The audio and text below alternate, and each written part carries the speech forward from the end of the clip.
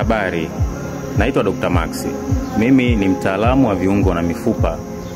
Natoa ushauri, naelimisha, lakini pia nawasaidia watu mbalimbali kupona changamoto zao za mifupa pamoja na matatizo ya mfumo wa fahamu ama neva.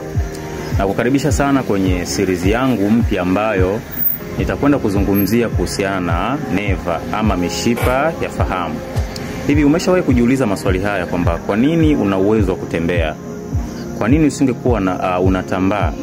Lakini umeshawahi kujiuliza kwa nini ukichomwa na mwiba mguuni unapata maumivu? Au umeshawahi kujiuliza kwa nini unahisi njaa? Kwa nini una uwezo wa kutofautisha kati ya tumbo ambalo lina njaa na tumbo ambalo linauma kwa maumivu mengine? Kwa nini una uwezo wa kuchomwa na moto, ubongo wako katafsiri kwamba huu ni moto? Kwa nini? Hivi ushawahi kujiuliza maswali hayo? Kwa nini mapigo yako ya moyo yanaendelea kudunda even though utakuwa umelala? Kwa nini una uwezo wa kutokwa jasho mwilini?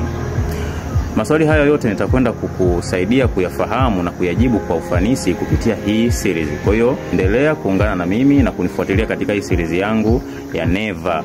Hapa nitakwenda kukuonyesha kwa nini hayo yote yanatokea na jinsi gani neva zako ama mfumo wako wa fahamu unavyoweza kukusaidia kuweza kuishi katika hayo mambo yote ambayo nimekutajia. Kwa hiyo hii ilikuwa ni episode ya kwanza ya utangulizi pamoja na kuwakaribisha.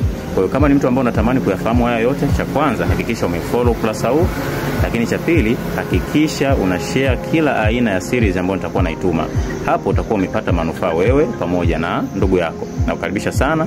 Naitwa Dr. Max. Karibu katika hii series ya kwanza ili tuendelee kujifunza mambo mengi na ya msingi ambayo yatatusaidia siku zote kuhusiana na mfumo wa fahamu ama neva.